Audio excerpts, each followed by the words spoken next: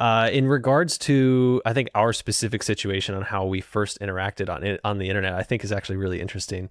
And I think, besides the confrontational nature of it, which I think is hilarious to be sitting down with you now in this circumstances, I want to dive into totems just a tiny bit. I think they're a really interesting topic. I think that people put way more trust in them than they should. So I'm going to lay out kind of the pitfalls I find in totems, and I'd like to hear your feedback and pushback on maybe or agreeance on any of my beliefs. So they're a stemless cam, and so you have wires that are on either side. Some of them are trigger wires, and some of them are load-bearing wires. The wires that are load-bearing go all the way down to the clip-in points that are attached to the leash. And the unique thing about totems is that you can load them on either side because there's no central stem. And I'd say the first major misconception is that people think that you can place just one set of lobes of a totem and it's rated for a dynamic fall. To my understanding, it's a static weight only, while some smaller climbers, like 145 pounds, are like, yeah, I've whipped on 2 lobes on a totem and it's been fine. It's like, I don't think that's good information for most people. Like, I weigh 235 with a rack. I'm not whipping on 2 lobes of a totem. So let's talk about just the general structure of a totem. Do you agree with how that's built and that first step of a misconception with totems? Yeah. I mean, I think when people say like totems work for 2 lobes, I mean, generally, I think a lot of the totem love has come from aid climbing, right? Big walls and things like that. They place in places where a lot of things won't even hold body weight. Like, yeah, you can do body weight placements on 2 lobes totems. You do have to be careful about where you clip it because the sling of a totem is kind of like an anchor. And so if you only have 2 lobes, you shouldn't just clip into the normal clip-in point. You should just clip on that side, things like that. But yeah, I for sure don't want to whip on a totem with 2 lobes. I have. It really wasn't that cool. It did not hold. Yeah, exactly. I'll tell you that. Yeah, good to know.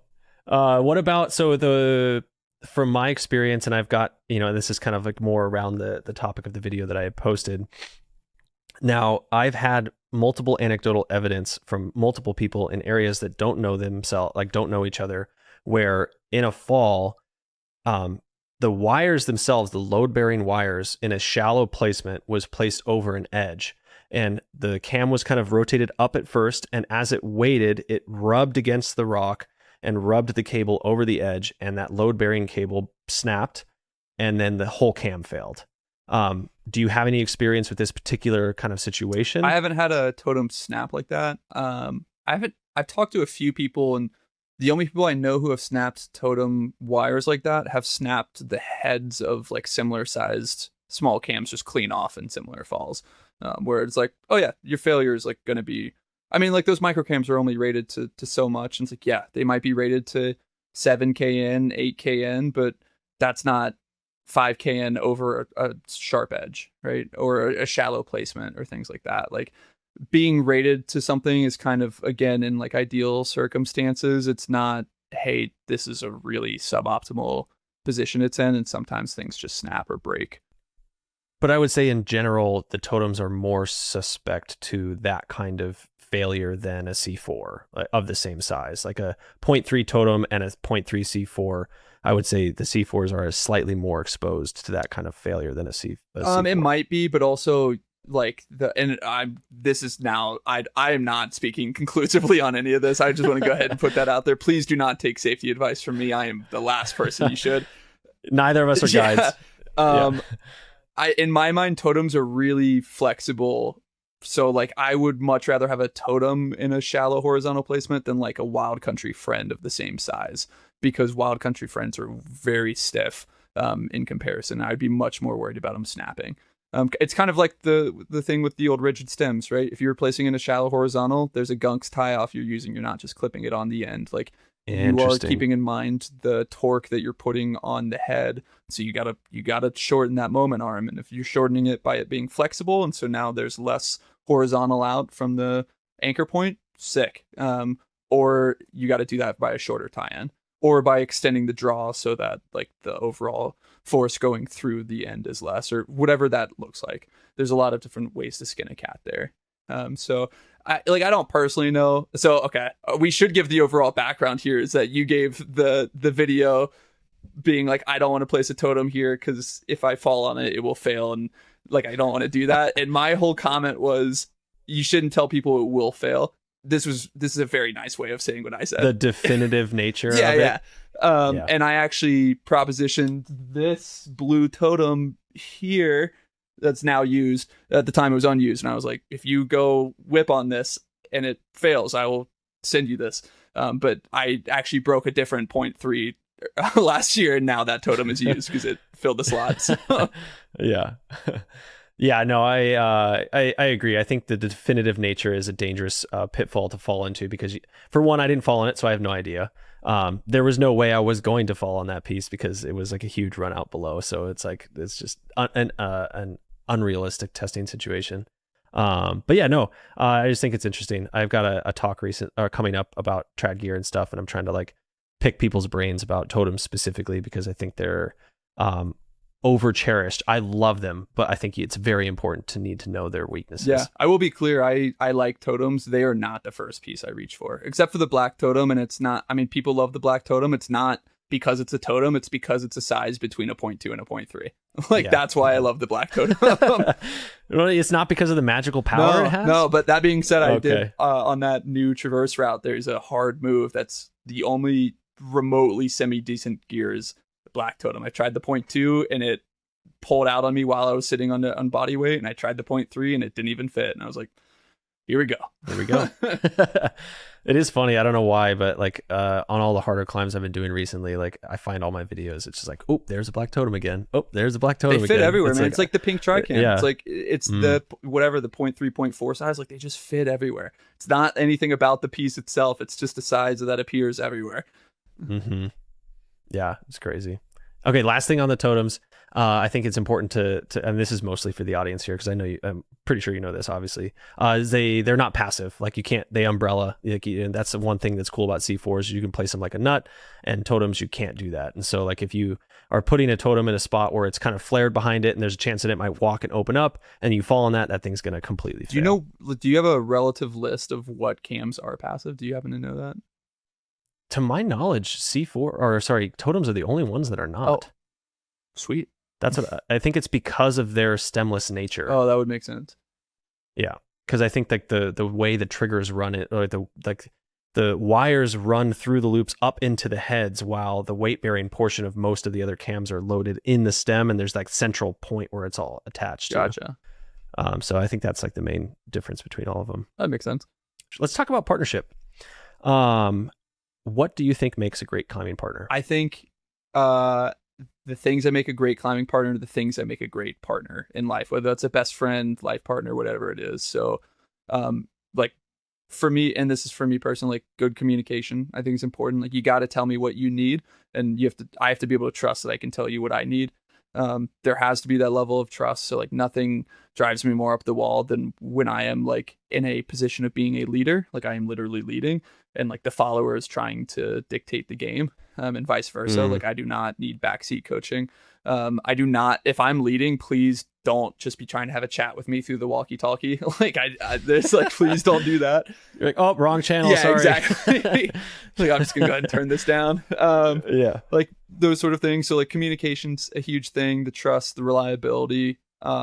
Now communication, it sounds like you're also talking about communicating expectations. Yeah, like in general, it's like, hey, let me know what you're looking for in the day. If you wake up and you're feeling like garbage, like tell me. Don't ruin the day for yourself. Don't put yourself in a bad spot. So like we'll do big multi-pitch days, and me and many of my partners have woken up on the wrong side of the bed and been like, dude, I just don't have it today. Like I would love a free ride up this, and I can take like the easy pitches, but like I know originally I was supposed to have this pitch and I do not have it in me today. Like cool. Like honesty. Let me know what you got. Don't force yourself or us into a bad situation, because climbing is a partnership, and when we're tying in together, we're accepting the fact that we may have to be in a rescue scenario, or like you're literally trusting your life in the other person's hands. And so I think just letting them know like what you need, like, hey, don't get hangry. Just tell me you need 4 minutes to eat a snack, and let's eat a snack. Like all of that stuff is small and silly, but it adds up, and it makes a huge difference. And so there's that. There's the reliability of like, you're going to be somewhere on time. I know that you're willing to like dig deep. I know you're willing to like call me out if I'm not being a good partner. Like if you're like, hey, I really need you to kind of like suck it up right now and just like, so we do horseshoe hell every year. Like, hey, if I'm being like a bad partner at 3 a.m. and you need to pick me up, like let me know that, because I can turn it around. And like, you know, if I feel like I have the space to complain, I will. But if I don't feel like I have the space to complain, like I can carry the load for a bit. I can shoulder the load as long as you'll do the same. And so I think all of that's important. The one thing I'd never really talk about and what makes a good climbing partner is like how hard you climb. It's just like that. It's like, yeah, there's a baseline level of safety. I would really like to not have to explain how to clean an anchor while you're 100 feet off the ground. It's like, it's the quickest way to get me to pack up and leave a crag is when I hear somebody doing that. Like I would like a safe belay. That's a pretty important part. But you know, you had mentioned before, like, oh, he was using an ATC. Is that kind of like a line in the sand for you? Do you always hand gree-grees to people, or be like, hey, like talk about it? Like, hey, I'd like you to use a gree-gree here. Like, what is that like? I think it depends. If it's a stranger, I'm gonna ask if they know how to use a gree-gree, and we'll just hand them one. Or like some assisted braking device. I don't really care. Exactly what it is. Yeah. If it's somebody like I know and have seen belay with an ATC before and like catch lead falls before, I'm a little bit more okay with it. I wouldn't say it's a hard line in sand, because I've definitely climbed with people who are like, hey, I'm not taking a gree-gree on a multi-pitch. Like I just don't want to carry it. And a lot of times we'll just carry one between the two of us and pass it off, and generally we're fine with that. But no, I'm pretty open to accepting that people have their own levels of risk tolerance and things that they're comfortable with, and as long as you've like demonstrated proficiency there and stuff, it's cool. But yeah, I'm not going to go project with somebody who's giving out hip belays or something like that. Like I have no interest in. There is a limit. You like, have no idea. If I know I'm going to be dogging up a route, I'm not going to let you do it with an ATC, because I would feel horrible for you giving an hour-long ATC lead belay. Yeah, and not only that, I mean, with the ATC thing, I just can't get over the fact that like, if I some reason kick a rock down and hit you and you go unconscious, like I'm no longer on belay. If you know, if I don't know you and you're like, yeah, I want to use an ATC, and you light up a joint and like you're just smoking at the base and I didn't even know, and now you're high, and it's like there's just so many variables that are out of your control. Like I just don't understand why you, like, other than very specific reasons where you're using an ATC on purpose, because it's like this route has shoddy gear and I want as much dynamic property in the system as possible, and my belayer is like fucking ready because he knows like at any point I might come off. Other than that situation, to me, I don't think there's any use case for the ATC in most situations. Yeah, it's like just fucking use the ABC or a assisted braking device. Yeah, 100%. Like, and that's, I mean, it's tough because in arborist work, like, you know, when you're dropping like the tops of trees and stuff, you have to give very soft catches. We don't typically use like gree-grees or something like that. You're just using what's called a porter wrap to add friction to the system, and then you're letting it run. So you're just like feeding slack through your hand. So you just kind of get used to people giving like sliding hand belays. So you're letting the rope run through your hands to give, and like running with it to give a soft catch. And that's what they do at like the IFSC level. I don't climb with a lot of IFSC certified belayers, so like generally I'm not. Yeah, you're not gonna. Yeah, I'm not super cool with that, but I do understand that like that was more of an accepted and practiced technique pre-assisted braking device, and so like at some level I'm cool with it, but it's not my favorite. No, it does. When I see somebody pull out the old ATC, I don't get the warm fuzzies. You're like, let me see your certification. Yeah, I'm never like, oh, this person must be a pro belayer. I'm always like, oh my god, dude, this is gonna be. I'm gonna get short roped 6 times and then take a 20-footer. Like, it depends how old they are. If they're like in their 50s or 60s and they pull out ATC, you're like, he might be really good. Yeah, that's true. It is funny though. You mentioned like the pull out an ATC and smoke a joint. We had a friend, Ian, who he always belayed with a gree-gree, which thank God, because his other hand always had a vape pen in it. And you'd be like actively cruxing out, and you'd be like, watch me, and he's sitting there like pen in hand, and you're like, thank God it's a gree-gree. Yeah, 100%. Yeah, some people are just meant to have a gree-gree. Yeah. And I'm one of them. I'm for sure one of them. I want to like be able to eat a snack or drink water or like film you. Yeah. Like I want to be able to be hands-free. Obviously you're not supposed to be hands-free, but I mean, I don't know, like simul gree-gree wrapping, gree-gree. It's like if you're putting a prusik on a gree-gree, you're Give it the old Mississippi two-step, step on the end of the rope.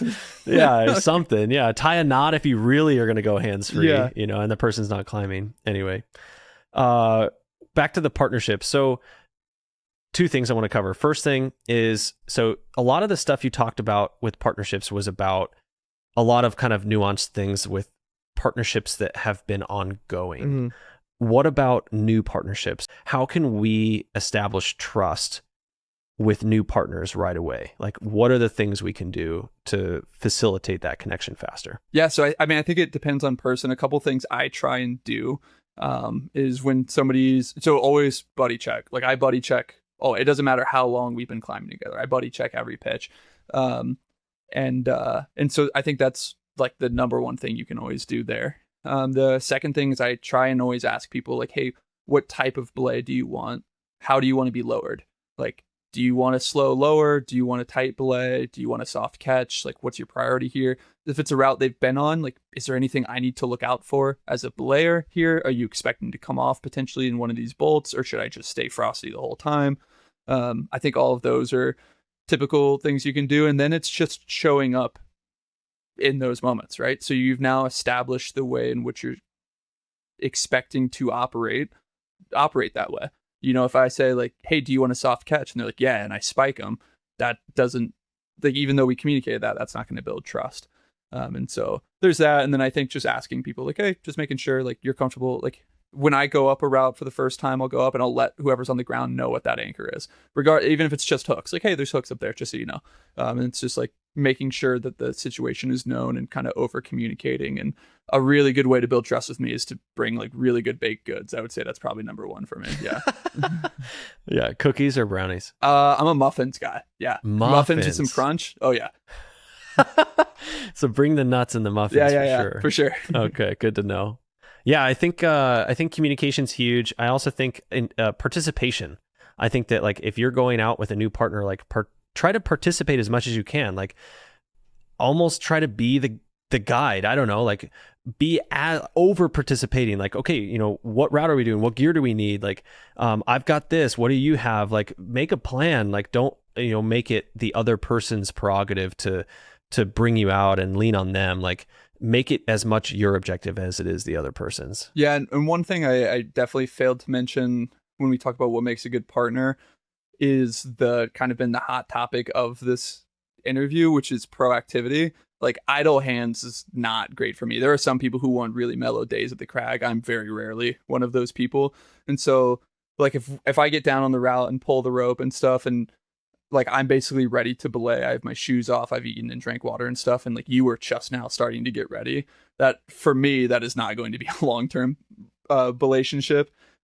But also like find the people that you jive with. I know people who like that's who they're looking for. They don't want to feel rushed. They don't want to feel like it's like a competition to see how many pitches they can get in the day. And so I think kind of going back to communicating expectations and things like that is all important. And so I'll ask people that beforehand. Historically, I've made like very off the wall looking for a partner mountain project post, and I'll typically say like, hey, here's what I'm looking to do. Like let's climb until we hate this sport. Expectation. Yeah. Mm-hmm. Yeah. I also think it's important to, one of my friends mentioned this, the 20-80-20 rule. Have you heard of this? I've heard of the 80-20 rule. I've never heard of the 20-80-20. So 20% of your partnership should be people that are better than you. Someone that's showing you what's possible within yourself and within climbing in general, like a mentor. 80% of your climbing partnership, 20-80-20 doesn't make any sense. 20-60-20. We're living in a world that's 120%. I was like, nice. I like where this is going. 20-60-20. 60% of your partnership should be at your level. You push each other equally. You have similar objectives. You each learn from each other equally. And then the other 20% should be where you are acting as a mentor for other people. And you are the 20% for that person's 20, if that makes sense. Yeah. So I just thought that was a really cool breakdown. I think that we get so focused on like, oh, I don't have anybody, that's at my level, or, we're like, I can't find anybody that's like, better than me. But it's like, we can also support everybody around us and be a mentor for other people. It's like, we don't have, I might only climb 5'9", but I could be a mentor for somebody that climbs 5'6". Yeah, absolutely. And I think that's a way to stay sustainable in the sport. I think anybody who's been in that grind for a partner and done the whole like I'm going to take anybody with a passing interest in climbing out and teach them how to lead belay, recognizes that that is not a sustainable place to live in the sport. And similarly, like the person who's always getting drug up stuff that they're just absolutely getting like handed to them is not sustainable in the sport. It's not fun going out every day just getting whooped. Like you got to have some victories, you got to have some like shared commiseration, but it is also important to make sure that you're not the top of the food chain as well, and make sure that like, hey, yeah, there's a lot. Like I climbed with Vazia out in the Cove, which if you're not familiar with, he's an old comp climber. There's old like video footage. One of like I think Jimmy Webb's first bouldering videos was with Vazia. He's climbed 515 and Rumney and stuff like that, and his goal this year was to climb 10 new 514s, 100 new 13s, and 365 new 12s. And he did the first 10 14s in the first like 2 months. So, Jeez, wow. wow. I went out climbing with him, and you climb with him, and you're like, oh, like got it. Yeah. Like that thing that would be a lifetime project for me. He could have done his approach shoes. Got it. Wow. And so like seeing that is like genuinely inspiring. Of like, here's what is possible, and here's so like sometimes it's nice. I mean, people talk about if you want to know where you stand in the world basketball rankings, you got to find LeBron and go one-on-one. Like, and the cool thing about climbing is you can walk up to the hardest routes in the world. Like seeing that in action, I think is something that people should try and participate in a little bit more, just to understand like, dude, this is possible. Like this was climbed by somebody just like you, just a bit further ahead in their journey. Yeah, that's cool. Yeah, it is wild I think we put our own limitations on ourselves pretty heavily. And I'm guilty of this too. Like, I mean, I'll use Rainbow Wall out here in Red Rock as an example. I remember seeing that wall and just being like, this is fucking impossible. Like 12A, what the fuck? Like pitch breakdown, like 11C, 11D, 11B, it's just so stacked. Like there's no way, and like this kid out here, he's like, I think he was 19 when he brought me up the wall. Like, he's like, I'll take you up it. I'm just gonna. He'd climbed me before. He's like, you could do it, and I was like, okay, I believe you, kid. Like fuck yeah, and yeah, I got up the wall, and it's just like fucking mind opening. It was just like, wow, like I am physically capable of doing this, and it was just like such a changing moment in my climbing career. So, yeah, it's just really cool you need people like that. You need the 20%. And then you need to be that for other people because you can absolutely change their lives. Yeah. I mean, I encourage everybody, especially if you've had a partner that you've climbed with like over the years, like to take like, meet up with them, grab a drink or something and talk about where you guys were a few years ago. And just like the things that you thought weren't possible that you've now done. Like that is that's me and my roommate. And we do that like once every couple of years. And we like, hey, you remember when we talked about like what if, and like that was our warm up yesterday, like those type of things. Like that is such a crazy feeling of just being like, you're just on like progress isn't linear and progress doesn't always look like pushing grades. Sometimes it just looks like, hey, this was just a 5.9 that I was very scared of a while back that I'm not scared of now. Like stuff like that. Or like this hike, I never thought I could do that approach and that climb in a day. And we did it and we're home by dinner. Like stuff like that. It's just such a cool little victory. Or like, oh, I always looked up to this person and now they're in my contacts. Like that's just a cool thing to look back at. For sure. One of the big ones for me has been like where 5.10s start to feel like 5.9s and like 5.9s start to feel like 5.8s. Yeah, I haven't experienced that, but I'm glad that you have. Everything still feels hard to me. It doesn't matter what grade it is. Like I just love the familiarity that comes with it. Sometimes you're just like, wow, I'm so calm. I'm so relaxed. I'm so confident. Like to me, climbing, the joy of climbing is feeling confident, calm, and collected and executing. Like when I execute technical terrain, God, it's just the best feeling. And to be able to do that, at the 5.10 level just feels so good. To have something, I think like setting expectations is a really good way to have a bad day. Like expecting something to go easy is a really good way to have a bad day. But setting accurate expectations, like setting expectations that were met perfectly is such a good feeling. And so when you get on something, you're like, this is going to be scary, but I know I've got it. And then it being scary and you getting it is such a good feeling. But it is funny that you say that because I've gotten, my top end climbing grade has gone up over the years. I recently got my first like 513 and stuff and was feeling good. Still horrified when I tie into a 10D. Never feel good tying into a 10D. It doesn't matter where it is. Still haven't gotten over that hump yet. Talk to me about you and Tanner's challenge, your race to 512, and now it seems like a race to 513, and the prizes that are involved. Yeah, so Tanner is an overstoker for sure. And when I started climbing like basically about 6 months before he did, like for real climbing up, besides my 12th birthday top ropes in Clemson. And he got into it, and we had a race to 512. It was just a bet, and it was like whoever wins gets to sign the other person's pair of shoes. And he put some disgusting number of burns into incinerator at Big Bear. Finally sent it, and I hadn't really tried many 12. I think the most I'd tried anything was like 3 burns on a 512. And so he sent, the shoes are actually out. I have a little climbing wall in my shed, and my shoes are those shoes are the ones I use for the shed wall. So he won, and there was that, and then it was a race to 513, and the winner would buy the other person a totem of their choosing. Speaking of totems, and both of us have now climbed for 513, and neither of us feel like that it was actually 513 and we deserved it. So the race is still ongoing. Like I think both of us have climbed like 213s, and neither of us felt like that was accurate. So talk to me about that. What how much do you feel like that is humble bragging, where it's like you downgrade it because you're like, I don't think it's 513. It's almost like a disrespect to the person who put it up because you're downgrading their route.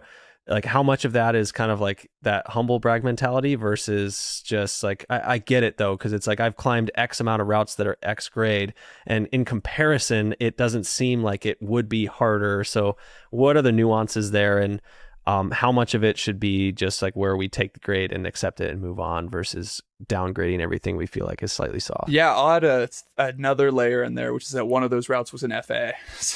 So definitely the first ascension was very soft. I mean, I think it's tough. Like we have a saying in our house, styles make matchups, right? Like there are just sometimes you will just crush it in your style of choosing.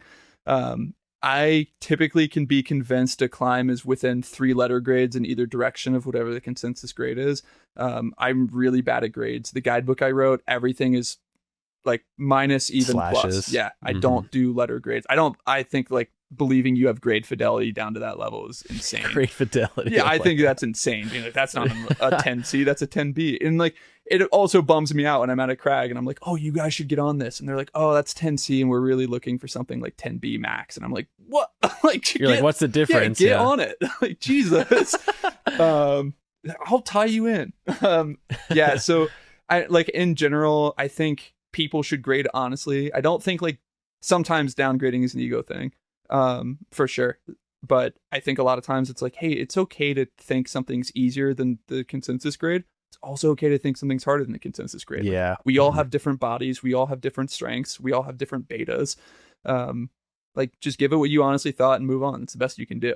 The consensus is really just there to be directionally accurate, not accurate in a vacuum. I think it becomes only an issue when it starts becoming public. Yeah. When you start to like publicly be like, I got on a 13A, but it was soft. Yeah. Or like, I don't think it was 13A. It's like, what's the point of making that public? Yeah, don't do it loud. Don't do it. I mean, I think like, sure, like, take it on Mountain Project, grade on Mountain Project. Don't come off of it and be like, oh, I suck, I couldn't send that. And like, that's somebody's lifetime project. Like that is not a cool thing to do. Or like somebody is stoked on sending it. You send it and you're like, that was easy. Yeah, and that's not even, it's like a 12B, come on, Yeah, and that was somebody's like whatever. Maybe you're just really good. Yeah, 100%. And like you might be having a good day, conditions might be right. So like one of those, the 13A that was an FA was something that we spent multiple days on. We're like, this is hard 13A. And then we came back to it on like a perfect conditions day, and we're like, this is probably 12D. Like this feels night and day different. Wow. And so yeah, sometimes conditions are right, body's right, mind's right. You have good company, whatever. You've been moonboarding on just the right problems, like whatever it is, you can change the grade. Now, what about with grading? What about like obviously like if everything were rated as the on-site grade, things would be way harder. If everything were rated as the I've spent 100 burns on this, everything would be soft. So where's the middle ground? Where should the grade be? Is the grade once I've dialed every fucking move and like I know exactly what this route is, that's what the grade is? Like where does that nuance come in? Yeah. I have no idea. So me and a buddy actually talked about doing this as a project. So chess uses an elo system for chess uses an elo system for things. So Chess, like the game yeah, chess, like the board game the chess. Game of Kings. Yeah, Game of Kings. Okay. Like, so, you know, when you talk about Grandmaster, that's having a rating of a certain scale. A certain score. Right. Mm-hmm. And so we talked about, do we do that for climbs and climbers? Like, you as a climber have an elo score, and every climb has an elo score. And so you get an expected performance according to that. But how does that work when you just need to succeed once, right? Like, chess is like win, draw, loss, but that is ongoing, versus climbing, you do it once, and once you send it, you typically don't get back on it.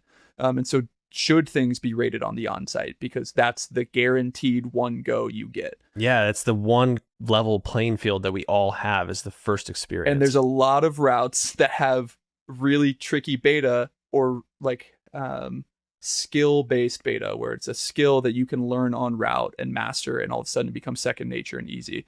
And so how does that affect grades and things like that? And that's another reason why I think grades are just like all over the place, because there are some routes. For sure. I mean, it's very understandable that it's all subjective. Yeah. Oh, 100%. Yeah. I mean, like a great example is like campusing, right? Like if you have the upper body strength, campusing is V0. If you don't have the upper body strength, campusing is impossible. So where does that, like, what grade does that get? It's impossible. Yeah. It's like we had a boulder problem that was like, it's just like you start kind of campused in like a good rail, move over, dead point up to a jug.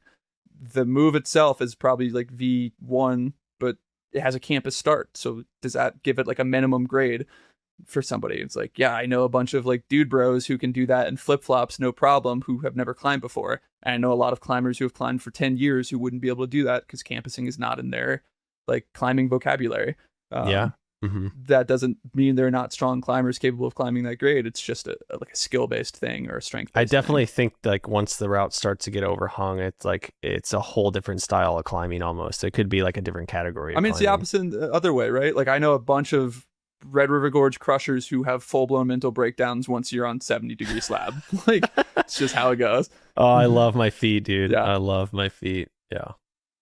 Awesome. That's awesome. I don't think I've ever talked about the nuance that in depth. I love the elo score and the chess analogy. I just love, and yeah. What should you expect on the first go? Like, and also, I do think that the on-site rating to me makes the most sense. It's like it's the only level playing field we all have. What's the rating when you first come up to the climb for the first time? 100%. And not to induce another hot take, but I'm going to. I want to do the elo score because I want to confirm this bias that I have, that low grade off width is very sandbagged and high grade off width is extremely soft. Yeah, I could see that for sure. Yeah. I want to all these like 513 off widths. You're like, I don't know, dude. I think there's a scale of suffering that off width, like at a certain level, you just are. It's how long and how well can you suffer. It stops becoming about like some of the other stuff. It's like, yeah, the technique's all requisite and required, but it's like, how miserable are you willing to be for an extended period of time? Yeah, that makes sense. Interesting. Let's be real for a second. The current blueprint for a successful climbing podcast is simple. Interview the best climbers in the world. Big names mean big followings, lots of SEO power, and a built-in audience that helps boost every episode. But this show has never been about that. From the beginning, I have made it my mission to bring you stories from the climbing majority. The climbers who don't live in the limelight. The ones who avoid interviews, quietly put up routes, and give back in ways that are rarely recognized. And while that's what makes this show special, it also means we have an uphill battle when it comes to growth. And that is where you come in. If you're psyched about the show, if you've been inspired, entertained, or fired up about an episode, word of mouth is the single most important way you can help the show. Share an episode with a friend. Play one on a group road trip. Post about the show on social media. Jump onto Reddit threads and Mountain Project forums and share with people what you've been listening to. Be sure to tag the show, tag your favorite guests, and spread the word. And if you want to help even more, I'm currently sending posters to climbing gyms around the country. If you'd like to sport one in your climbing gym, be sure to reach out. Email me at theclimbingmajoritypodcast@gmail.com, and I will be sure to send you one. Let's band together and show the climbing community that the climbing majority has a voice. Let's talk about risk. It seems like you kind of went through a transitionary period with risk as well. tell me about your relationship with risk and how it related to your development as a climber. Yeah, my relationship with risk has changed a lot as a climber, in different ways. So I think there's different things when you say risk that you're willing to do. One thing that might be risk is pushing a grade. So being willing to fall on lead. I know you say often like about your propensity towards falling and your feelings towards if you're not falling, you're not trying or whatever. So I think that's one level of risk. There's pushing gear, so runouts or trad gear or things like that. That's another level of risk. Soloing, things like that. And then there's the kind of the unknown, where it's I don't know what this grade or gear is going to be and how can I continue to progress upwards, right? So that's like the first ascensionist style of climbing. I think my willingness to fall on lead when I feel the situation is safe has increased. My willingness to trust gear in general has like at a baseline is probably decreased now that I've seen a lot of it, that I've rebolted and that's interesting. Yeah, and things like that. And my willingness to kind of move into the unknown and trust my own skills has increased. And so basically what this boils down to is I think my risk assessment has refined over the years. Yeah, you have more data. Yes. I used to love free hanging rappels. That is by far my least favorite thing in climbing now. The route development process. What happened? Nothing. Yeah, I've had some scary rappels, but they were scary because I developed a fear of free hanging rappels. I don't know what switched, but I just now developing my least favorite part of every day is walking over the edge of the cliff. If you're going top down, you're going from flat ground to vertical. Yeah, I mean, some of the most scary times of climbing, like one of the most scared I've been on the rope was in Rocky Mountain National Park, working with Nathan Brown on a new route he was doing. We weren't pushing it all the way to the top, and so we had to rappel off of this flake that's football or like maybe, I don't know, big football size. That was, we couldn't put in bolts because there's an established route that already went through there. That was the established anchor for that route. I don't know how that came to be. I'm assuming just probably only has 3 ascents and nobody was double checking to make sure it's actually solid. And I remember Nathan, I was like, dude, I really don't want to do this. And he was like, oh, we'll back it up. And he puts a 7.5 behind the same flake that we have slow. I'm like, that is not how that works. And he just laughs and casts off. And, jeez, it's we had 2 ropes. So it was a full 70-meter free hanging rappel. And I'm rappelling the whole thing, just like trying to down climb this overhanging 10+ pitch we just did. Like just trying not to weight my belay device. And I got down to the next belay and I was almost in tears. And I was like, dude, that is so messed up. And he was like, yeah, I hate that thing too. And he just zips down the next rappel. I was like, damn. So like, it wasn't a near miss or anything. Or I mean, as far as psychologically though. Yeah, but I genuinely thought, I was like, this is it. And so like, there's that. Gear wise, I think a lot of my fear, I was trying to get a first ascent of an 11+ ish trad line. I had tested all the gear placements. Everything looked good.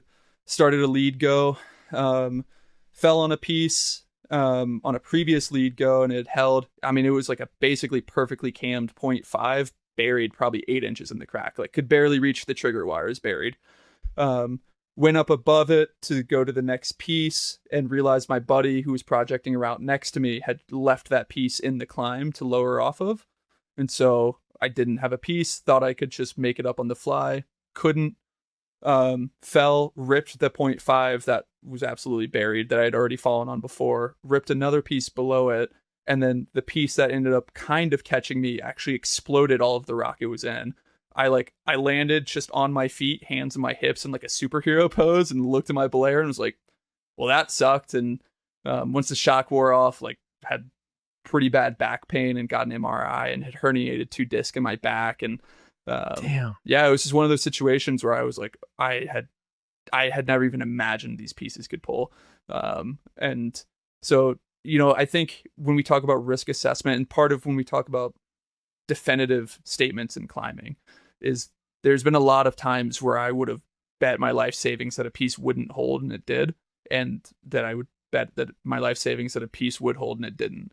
And so I think I like that a lot. Yeah, I think all we can do is make a best assessment and be like, I am willing to risk that this piece will hold, and make that as a statement. And so with gear, I'm a lot less willing to say definitively things are going to happen. And so I'm much more commonly doubling up pieces. I keep a wrench on me whenever I'm cragging so I can tighten bolts. Like, I don't mess around with spinners. If something's spinning, I want to make sure that I can cinch it down because I don't want to be the guy who kicks that hanger off when I fall, things like that. But I'm also willing to be like, hey, like, this is safe. I know these bolts are good. I'm going to skip this one. Like, because if I fall, I still have nothing to hit. Something like that. And so it's, or you're in terrain where you're confident enough to make that decision where you're not going to fall. Yeah, exactly. Or it's like I'm willing to, again, I don't want to say I'm not going to fall, but I'm willing to risk the chance that I won't. The chance, I feel confident enough to make that calculated decision. Yeah, I mean, you ride motorcycles, like that's not always the safest thing to do, but you really enjoy it and it boosts your life, and so you choose to do it. Same thing for me. Like sometimes I'll run it out because I like the feeling of running it out on comfortable terrain. It is fun, like you mentioned, it is fun to do dangerous things or safely, or feel safe doing them. And so it's the same situation there. And I it's hard for me to make risk assessments on behalf of other people, whether that's like, hey, you need to wear a helmet, hey, don't skip bolts, hey, you should place more gear, you shouldn't lead at all. Like it's easy to slippery slope yourself into just living in this like cushy box. And it's like, I like doing this, like, as I've done it, and that's why I'm doing it. Like, I'm not doing it just because I saw somebody else doing it this way. Yeah, I love the fact, you're someone that has had a lot of data with trad climbs, and you had a close call, and so I think that your experience is extremely valuable. And I love, like, I'm a proponent of, you don't know if the piece is gonna fall or piece is gonna hold you until you fall. I feel like that's like a pretty honest thing to say in trad climbing. And I think like too many of us, and obviously this is mostly social media, and I think social media, while it's sometimes not a real perfect reflection, it's a distorted reflection of reality, but it still is a reflection of reality. And I think there's a lot of people out there that trust gear too much, and I think that I'll put a number 2 in or whatever, like, that's a bummer truck piece. It's like, yeah, probably, like 99%. Yeah, probably. It's probably really good. But I don't know. I think it's an arrogant thing to say 100% this thing will hold in a fall. To me, I'm not willing to make my risk assessments on that fact, right? It's like, you never really know. And so for me, if my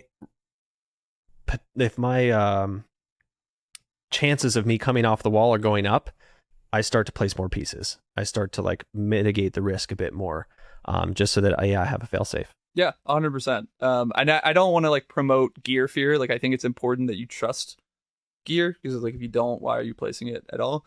But I do like live by like 2 pieces between me and the hospital, right? Like, this piece is for mom. Like I'm like saying that out loud as I'm plugging it, right? Yeah, I like that. I'm saying like, I don't have health insurance, like as I'm plugging, like stuff like that. It's like I am making like cognizant decisions, and it's like, I'm not saying I'm not willing to take risk, but I am doing that calculation regularly. I'm doing that whether it's sport climbing and, hey, can I whip here? Like, can I drop it here? Do I need to like down climb and take? I'm doing that with gear. I'm doing that like, when I'm rappelling in from the top for a route, like, is this anchor solid? Is my rope over this edge? Do I need to throw a rope protector? Like, these are all things that you're considering at all times. And that's part of what I love about climbing, is it's just as much of a mental and cerebral sport as it is like a physical one. 100%. I don't have health insurance. Oh, that's a good one.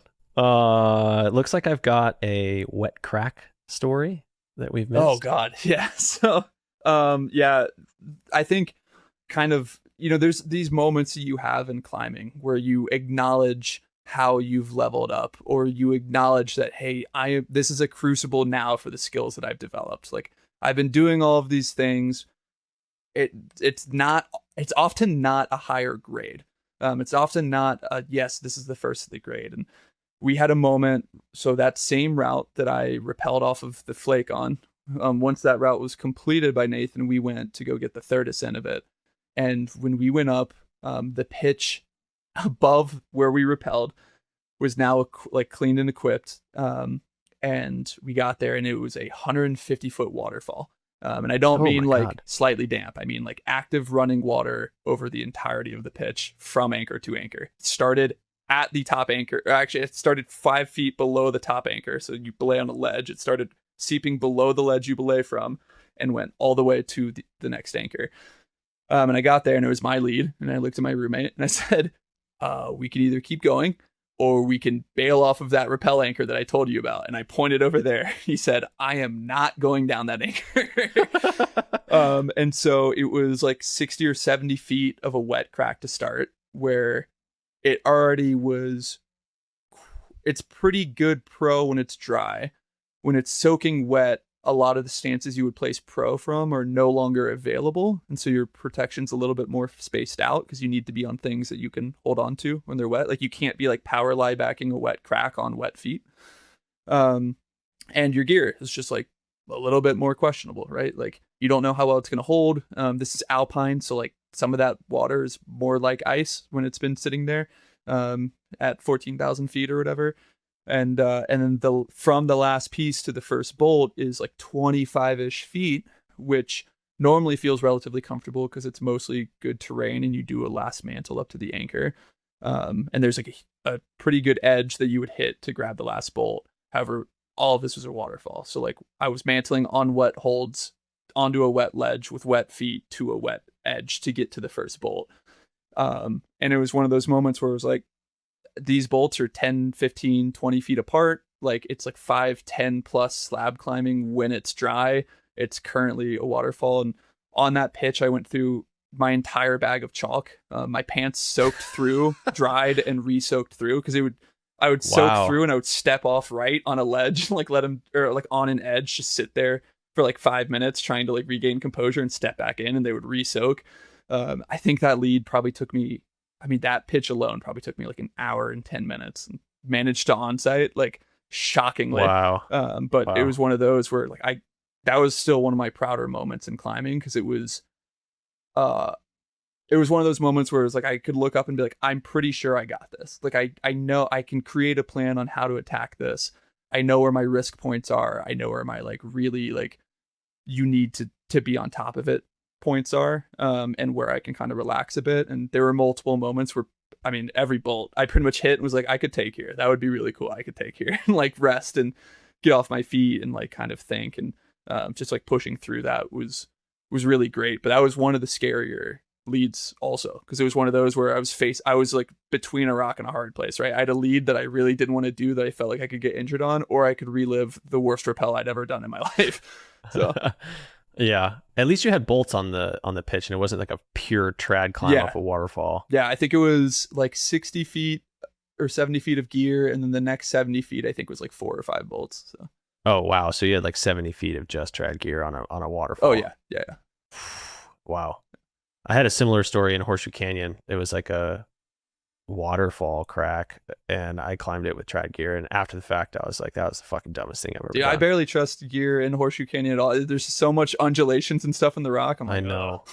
And it's also like weird soft sandstone, like, and it was like mossy. I don't know what the fuck I was thinking. I felt I had a great idea to try. God, I didn't fall. Yeah, I had a great idea to try and onsite the like 511 crack at the Titanic boulder in the middle of Horseshoe Hell, like 14 hours deep. I was like, this will be fine. It's short. Like I got into it and I got into like ring locks. It's hot and humid out. My last piece, I immediately kicked with my foot and I had no idea what state it was in. And like the Titanic boulder, you're belaying off of a ledge where like if you fell, you would likely just also roll back another 25 feet off of a ledge once you fell, because you'd hit the deck. And I was like, is that piece good? And they were like, no. And I was like, oh my God. Like I did not onsite. I managed to like fumble in another piece, and like basically as I clipped it, my foot popped, and luckily the piece held. But I was like, damn, I'm not gonna give that one another go. Like, damn, close calls. We all have close calls. How much of your survival up to this point would you say has been calculated, like risk management versus luck? That's a good question. I think most of it has been calculated risk management, and that's not always I made a great calculated decision in the moment. That might be I made a great calculated decision by picking a partner who's really good at giving a belay. So like the soft deck that I took, I had a partner who like crushed the belay. He was able to like take in a bunch of slack, sit on the rope, and like keep me from that being a full deck. Um, I've like, so there's sometimes where your compound interest on good decisions made helps insulate you from a lot of situations. I'm sure there's moments that I've missed where I was lucky. I've definitely put myself in like some risky situations where something bad could have happened. So recently I was teaching some new folks how to bolt a new route. We were working on like a 5-5 or something. It was very comfortable terrain. So I was just soloing while everybody else is on fixed ropes. And that was one of those things where like somebody could have lost their balance, swung the fixed rope and knocked me off the wall. And like that would have been that. Or I was teaching a friend how to multi-pitch. We were at like a pretty nice belay ledge. He went to unclip himself and accidentally unclipped me. And it was like, oh, if I didn't notice that, like I could have, like that could have been really bad. I could have sat back. That, you know, I think most people have had moments where they like were thinking about sitting back in a situation where they weren't actually on belay or weren't, you know, something like that, and they didn't. And so I've for sure been lucky. I'm not gonna pretend like that hasn't happened, but I think most of my closest calls have been risk assessments that went just well enough. Yeah. And I think, what do they say? Like the risk favors the prepared. And so like you said, the more of these calculated decisions we make, the more we kind of align ourselves for luck to ebb in our favor. 100%. Let's talk about your legacy, your passion, and your artistic expression on the rock. You've created 150 new routes in 4 years, and 130 of them have been in the last 3. That's a lot of routes. And it is a definitive direction that we choose as climbers to continue to consume versus to give back. And we've talked about that kind of switch in stewardship. So let's talk about that passion. Let's talk about that motivation, and dive into some of these kind of larger FAs that you've done. Yeah, I think what's facilitated a lot of those first ascents is I don't develop routes. Like I'm not looking to develop routes, I'm looking to develop areas. And so that means that I'm putting up things that maybe I'm not necessarily super stoked on because I want it to be a cohesive area, right? Like I might be like, hey, I've got another route that's like been earworming me, but like this route is what completes this crag or makes this now a destination for people of a variety of levels or things like that. And part of the reason for that is because I think what has been like my favorite thing about developing is getting to know an area intimately. It's the one thing, so I mentioned like I think you should always develop for your own reasons. The one thing I think needs to be true across everything is that you need to give a shit about the place where you're putting in a route. Like you need to care. I hate when people like go to a place for the first time, add a route, bounce. Like they have no connection to the area. They have no interest in learning about the history of the area, the ethics of the area, anything. I think you need to care about the area. Like I think that's important to have some skin in the game. In Mackenzie Long's book, This Contested Land, she talks about how she had a conversation with a Paiute elder who their concept of like residence or land ownership, they didn't say like, oh, where do you live or what land do you own or things like that. The question is, whose land's song do you sing, or what land song do you sing? So the concept of knowing a land well enough to know its song, like the migratory patterns of the birds, where to hunt, where to like find water, what the land looks like in all of these different seasons. And the only way you do that is by spending an immense amount of time in this area. And so Wonderland, the area that I've been largely developing and wrote the guidebook to, like that's what that's been for me, is like I can point out where to forage mushrooms, where to get raspberries, like where the elk are crossing and when, where to find like all these different things. And like that is just such a special place because of that, because it feels like this second home to me because I'm so familiar with it. And so I think that's what's like been the most special part of development for me, is not just bouncing around to these different crags and filling in the blanks or whatever. It's truly building an area from scratch. And the other side of that, beyond my personal experience, is building a community now for that area. It's building, you have your rifle climbers, you have your Red Rock climbers, your Yosemite Valley climbers, things like that, like creating a community of Wonderland climbers. where people come out and you start seeing faces you recognize routinely. And it's like, where are you going this weekend? Like, yep, I'll be out at Wonderland again. Like, that's such a cool situation. And so, when I was releasing the guidebook, I had a lot of people ask me like, oh, like, how many do you need to sell for this to feel successful? Or like, what do you need for this to feel like it was worth it? And for me, it was like, I just need one person to develop their own personal relationship with this area. Like, nobody's ever going to have the same relationship I have with the area. And I think that's great. Like, I don't want anybody to have my relationship. I want people to have their own. And I think that's awesome. From a route perspective, climbing is in our DNA, right? It's another way for us to interact with the world.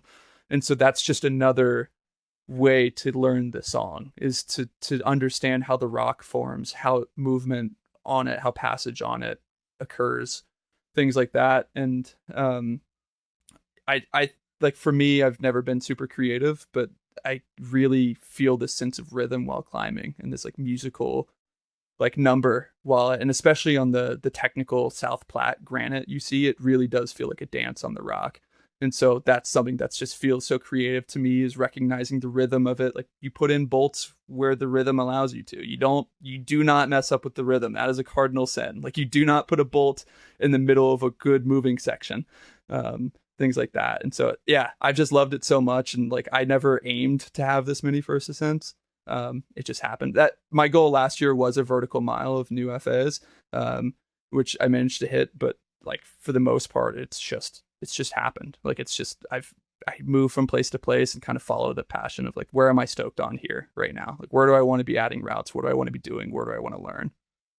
Where do you feel like the difference lies between someone who might be chasing routes versus areas?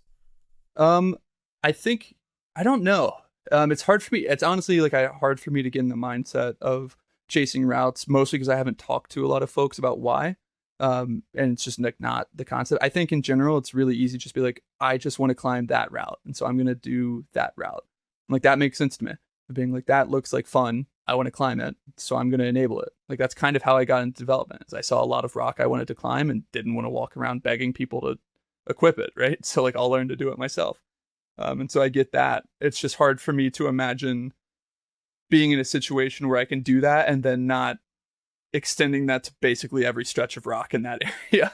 Like, it's my habit, is I'm like, that line looks cool, and then I put it in, I'm like, well, now that that's done, like, that line looks cool and that line looks cool, and all of a sudden you have a crag, right? So yeah, no, it's really cool, man. And I think that that's like definitely the way, at least from a community's perspective, that's the way it should go. And it also doesn't necessarily need to be all on your shoulders, right? Like, you could also get community involvement as well. I'll be like, dude, there's so many routes out here. Like, it's impossible for me to put up all of these. Like, come out, help. Like, let's develop. Like, what inspires you? Like, let's get this community involved in like establishing this area. And like you said, building a community around a crag is really special. And honestly, probably one of the most rewarding things to see. Oh yeah.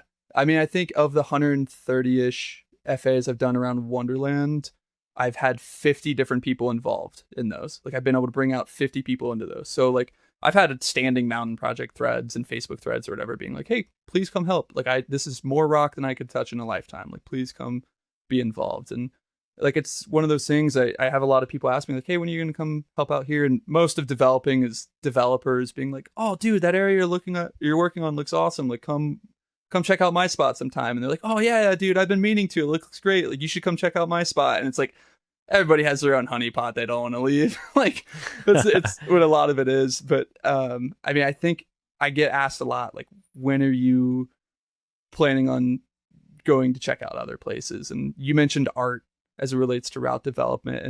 And Hal Herring, who's an author for Field and Stream, has this quote. He says the whole thing about the process of art or the creation of art, it's the process of finding the place your soul first awakened. And in that sense of, I see route development as an art. Like, at least for me, that's what it feels like, is anytime I'm out there, I feel like I'm back at my roots. Like, you're back in this baseline. And that's just what you're chasing every time. It's not necessarily about the specific route. It's not necessarily about the specific move or the specific sequence. It's just that process of, for me, that is where I'm grounded. And so like, beyond that, I'm not the rock is its own canvas. I'm not creating holds. I'm not doing anything there. Like, I'm just taking what the rock gives me and trying to equip it in a way that we can enjoy it. But so in a lot of ways, I don't feel like route development is artistic in the way that skateboarding or surfing or some of these other action sports might be. But from that definition of art, I feel like it's the purest form I've been able to actually participate in.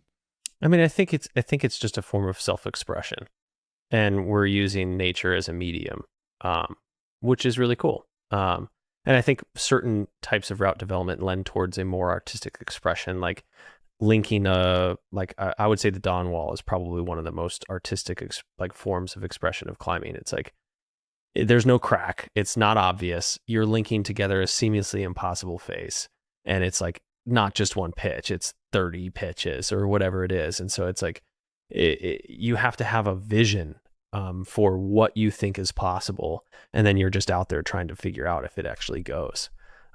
Yeah, nothing's obvious. So I mean, it is cool, man. It's exploration, and it's I think most people are not taking it from this like manifest destiny conquering standpoint. It's truly just like a self-exploration of like, that was like every developer I know at least like finishes these things like, that was really cool, on to the next. Like, it's never about like, oh yeah, I did that, like that was me. Like, it's always like, oh yeah, we had a great time, that was really cool, I learned a lot about myself, about the rock, I got to move in this cool way, I found a sequence I'd never done anything similar to again, got my eye on this other formation, can't wait to check it out. It's about the journey and not the destination. 100%. And that's what this big route that I've been working on in that Sheeprock Massif, it was always like, man, I hope it goes to the top, but if it doesn't, I joined the list of a bunch of routes that tried to make it to the top and couldn't. And at least I got to be in a cool position while doing it, and just be up there and see what it was about. And most of the days we've been up there, it's been miserably windy. The last time we went up there, it was so windy that you couldn't rappel. You couldn't, like, the force on the rope was so strong, you couldn't feed it through your device. And so I started rappelling, and this is another, this one was a 35-meter free hanging rappel, and I started going, I got about 30 feet down, and then this like 60-mile-an-hour gust came. We tossed the ropes, which was a mistake, shouldn't have done that. Yeah, saddlebags. Yeah. And they immediately went 100 feet straight horizontal. Made it about 30 feet down, and the rope hit, and I just sat there like, I didn't even have like brakes or anything. I was just waiting for the rope to die down enough that I could feed rope through, and then you would just rappel as fast as you could and see how far you'd get, and then the rope would hit and you would stop, you'd blow another 60 feet over, and you'd sit there and wait to swing back so that you could go back down. It was a nightmare. And I'm so grateful for all of those moments, because it's such a cool situation to share with people. And I did the first 2.5 pitches solo, like rope solo, and doing all that ground up, and it's just like such a cerebral, this is such a me moment, which is just really, really neat. Yeah, not a lot of people get those. No, it's cool for us to find those in the world of climbing. Yeah, and I think that's what I mean when you just like find your passion, like find those things that you come back from the day and you're like, it's really easy for crag days to blend together. Find the thing that you're like, I could do 100 of these days and they'd all feel unique. I would remember every one of them. And that's what development is a lot of developers have that habit of giving all their routes 4 stars. And it's like, yeah, man, all those days are memorable. Like even the worst chops piles I put up, that's a memorable 4-star day. Mm-hmm. Yeah, that makes sense. I send professional recording equipment to every single guest to ensure that you get top tier audio and video quality. And those costs add up. Right now, the show is also completely ad-free, and I would love to keep it that way. So if you've been enjoying the Climbing Majority podcast, would like to help keep this podcast ad-free, and want to help me cover shipping costs, consider joining our Patreon. For as little as $5 a month, you can help support the show, and you'll get access to exclusive episodes. You can find the link in our show notes, or head to patreon.com/the Climbing Majority podcast. That's patreon.com/the Climbing Majority podcast. Let's talk about some of your specific proudest for FAs that you've done. What's at the top of the list for you? So the one I can recommend everybody is this route called Maneater. It's one of the, I'm like pretty conservative with my star ratings, and it's one of the few I would give 4 stars, like anywhere. You put it anywhere, it's a classic. It's like a 150-foot traversing Bombay chimney. Oh It's impossible to grade. my God. Yeah, it's impossible to grade. I gave it 5 fun in the guidebook. It's one of those where it's like if you own the gear that you need to climb it, you should just do it. Which is like singles to 6 or singles like 1 to 6 or something like that. And then like 8 bolts after that. It is just insane. It was ground up because how can you bolt a Bombay chimney that traverses 150 feet top down? Yeah, the route's an absolute dogfight. I've seen like 5'9" trad dads float up it, no problem. And I've seen V12 boulders go bolt to bolt on it. Like it's just such a foreign style of climbing that really rewards aggressiveness towards it. Like move fast and just hope that your feet don't pick. Because I've seen it's a traverse, like you're gonna pendulum if you swing, and it's like, but it's super safe. There's nothing to hit. It's a big Bombay chimney, and it ends at this anchor. And then if you are really looking to suffer, the next pitch above it is same grade, 5 fun, a lot less fun. You go up, you continue this crack, and then it's a double overhanging Bombay chimney. It's overhanging and flaring. So it overhangs like 30 degrees and it flares out. So it's trying to push you, but you have a perfect hand crack, like 2 feet inside of it. And so the whole time, like you're like, it would take God himself to rip me out of here, how to fall out of here. I have no idea how to move up. Like I am completely, because like the hand crack is not in a place you can just like turn and start cranking. Like it's kind of deep in there. And I think the FA of that took me like, that is like a 60-foot pitch. The FA of that probably took me 35 minutes, mostly cursing. I ripped 3 holes. I ripped a hole in both of my legs and my shirt on this. Like just, it was outrageous. It's called a narrow escape, and Maneater gets its name because the head at the end of the crack looks like a cyclops. Whoa. Yeah, and so the whole crag is cyclops themed, and the coolest thing about Maneater is that Bombay chimney is like 15 feet deep, and it's like a steep an acute enough angle that it forms that you can climb the outside of it as this just horrific power undercling. And so it looks a lot like Brent Bargon's Slayer in Cottonwood Canyon, which is like a 13D. This one's probably a touch easier. It hasn't been sent yet, but it's somewhere in that like 13C range. But wow. Yeah, it shares the same first 30 feet, and then you duck out of the chimney and you start slapping and moving your feet as fast as you can. There's no rest. You get 1 knee bar right before you start underclinging, and then you were just horrifically underclinging for 50 feet until you can get this like jug and do this weird shoulder press to get out of it. But it's just like insanely cool feature that it's unlike anything I've ever seen before, other than maybe the Maw and Kochi Stronghold. So that I would say that's like I tell everybody, I'm like, go do that. Like that's the route I would put anywhere in the world, and I think it would be a classic. Where is it? It's in Wonderland. Yeah. Oh, it's in Wonderland. Yeah. Okay, cool. Badass, dude. Yeah. Other climbs.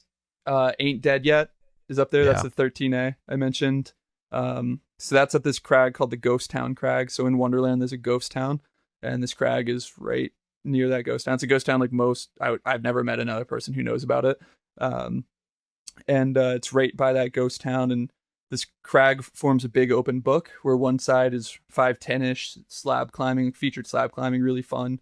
There's a huge roof in the middle, and then on the right side it's just like a 25-degree overhanging jug haul panel. There's 2 routes on it. One of them is called Scream. It's like a 12A that is the hardest thing I've bolted ground up. I planned on drilling from hooks and cams, but none of them would hold. So I'd climb up, I'd drill half the bolt, I would pull the drill out, whip, climb up, finish drilling the hole, pull the drill out, whip, climb up, put the bolt in. I just did that the whole way up. And there's a run out from the last bolt to the anchor, because once I put in the last bolt, I was like, fuck this.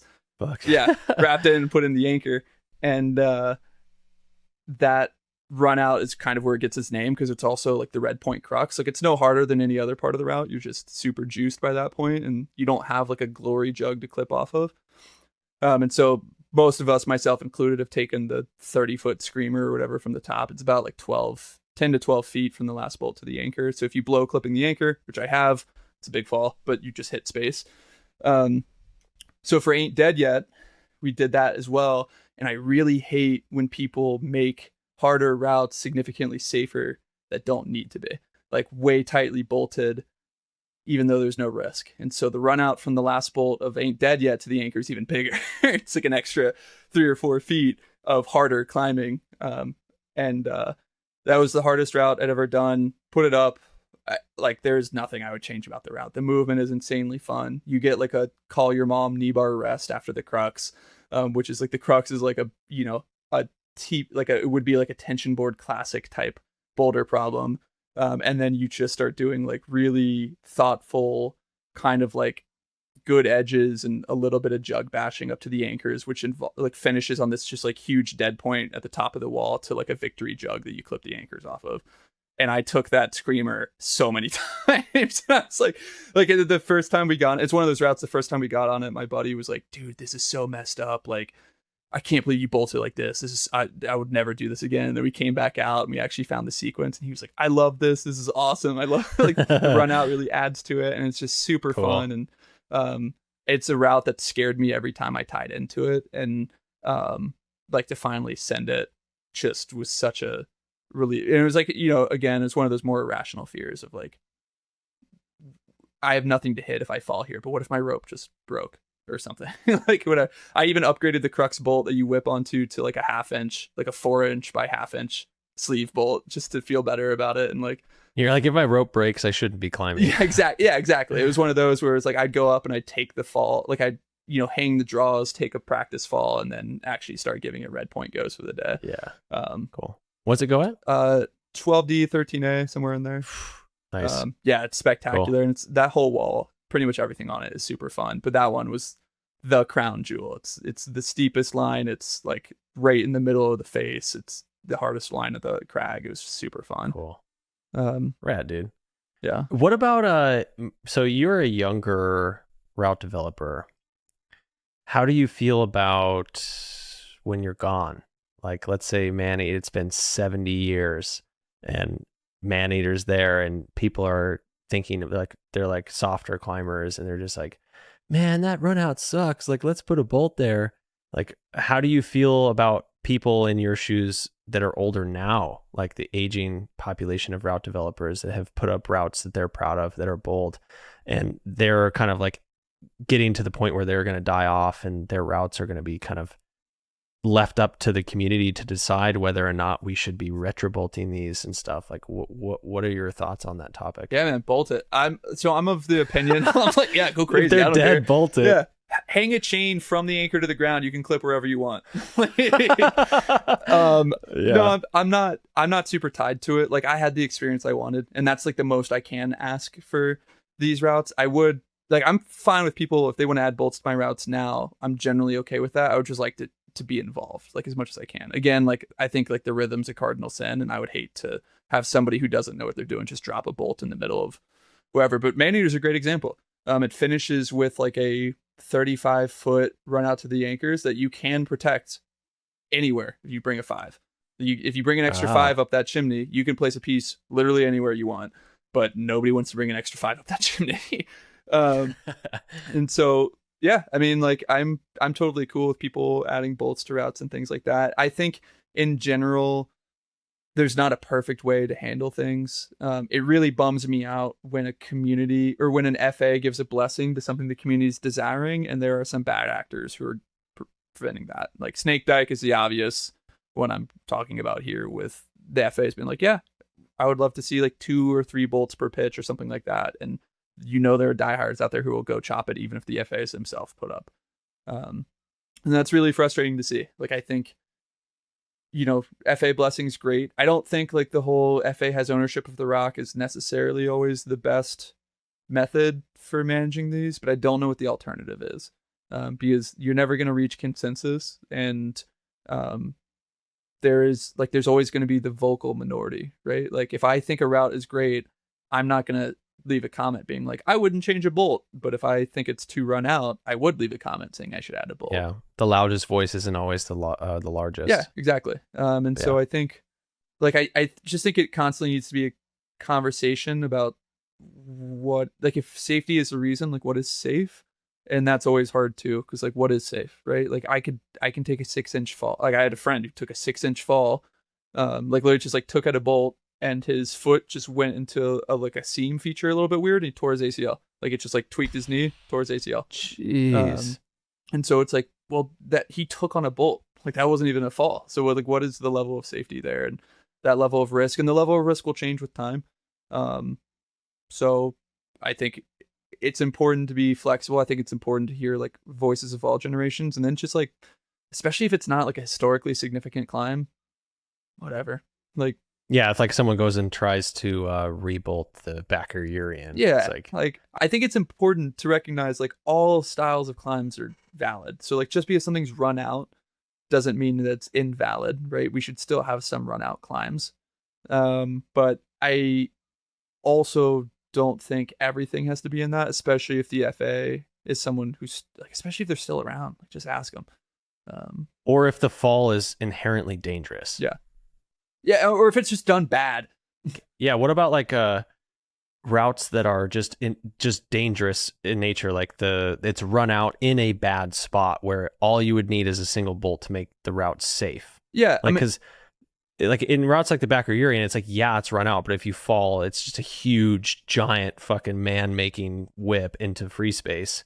Whereas like certain routes, it's like, yeah, it's run out 30 feet. And if I whip, I'm going to fly over the edge of this roof and maybe core shot my rope and I can't get back up on the wall. Like it's like situations like that where you start to question the ethics of it all. Yeah, again, and I think there's something for everyone, right? Like I don't think we remove all of those, but yeah, like talk to the FA if they're still around and see. And if not, look at the ethics of the area, look how things are changing in the area. Maybe again make like a community judgment call. I don't think consensus is real, but like maybe pull some of the active developers and see what the situation is there. Sometimes it's good to be like, all right, well, we still want a couple scary test pieces here. Test pieces, we'll pick which ones are good to have. But I do, one thing I do think people should, this is another hot take, that I do think people should just like start doing is routes that are equipped bad. Just when you're rebolting them, just move the bolt. Like if you're like, hey, there's a hand, like this person was 6'3" and they put the bolt at their max reach from this huge ledge, and the vast majority of the climbing population is risking like breaking their ankles getting to this bolt, where if you're tall enough you don't have to. Like, yeah, just move that bolt down a couple inches, things like that. Like just there's some things that you should just take upon yourself and just do, and don't make a conversation about it. Like it doesn't, I think just do it. Just do it. Yeah. I think if you're willing to put in the effort to rebolt a route, like scrub a route, reinvigorate a route, like you get a little bit of a say. And like this was like, that was another big reason I got into development, is I was rebolting routes and I was like, I hate that our process is to go hole for hole here, because this is in such a stupid place. Like this should be moved 6 inches. Like, we recently rebolted a 511 in Clear Creek that everybody, like the bolt is like 4 feet hard off of the bolt line for no reason, and everybody wants to move the bolt over, and they're like, why don't you ask the FA? And I was like, well, our process is just to go hole for hole. And I was like, what? We're already doing this, like just ask the FA, let's move the bolt. And I was like, sorry, that's our expectation. I was like, so what, now I'm gonna have to come back once I get FA approval and chop the bolt that we just placed and put in a new, like that feels so stupid. And so it's like, yeah, just like clean thing, leave everything better than you found it.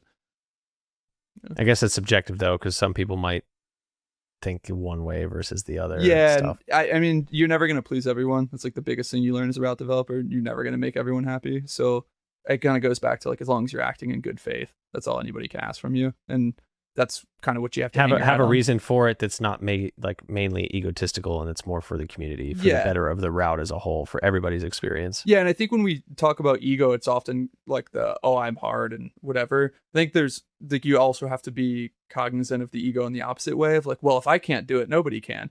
And it's like, you have to be cautious of that too, of being like, oh, well, just because you're scared or just because you don't think this is safe doesn't mean someone else like would be. Yeah, exactly. And so just like watching that way and making sure you're not just existing solely within your bubble when you're making those decisions. What do you think people would say, like when someone climbs your routes, maybe they've done a large majority of your routes, like do you find that they would think there's some sort of characteristic about you? Like would they be able to learn something about you based off of climbing your specific routes? Do they speak to your character in a way? They would definitely recognize I don't do a good job of cleaning the feet at the start of the route. I always forget to clean before my start hands. It's my big issue. I always pull onto one of my routes. I'm like, oop, should clean the feet. Yeah, I mean, I think, I don't know how I would put it into words, but I think you'd pretty quickly learn like what type of climbing I enjoy, because you'd see probably a common trend in like technical face climbing at like the slightly off vertical in either direction range. You'd probably see like when I get scared or when I think other people are going to get scared. There's a lot of times I've added a bolt that I'm like, other people are like, this is mellow. I'm like, well, I wanted it there. Like, that was really nice there. Yeah, I mean, I don't know that. So from talking to people who have come out to Wonderland, I think people definitely see like a lot of the routes and enjoy them. But the overwhelming response I've gotten is like, I can see you in this area. Like, I have bone cairns hanging from all the trees and like, random like jawbone stuck out. We actually went and wood burned, or they used like a soldering iron and burned like labels for the crag turnoff so that people would stop creating social trails getting lost down there, and like things like that. And it was like, I can see how much of yourself is in here, like where you're interested. Some of the trails don't take the most direct path. They take like a little bit more scenic and less steep path, or, they try and tie into existing game trails and things like that. And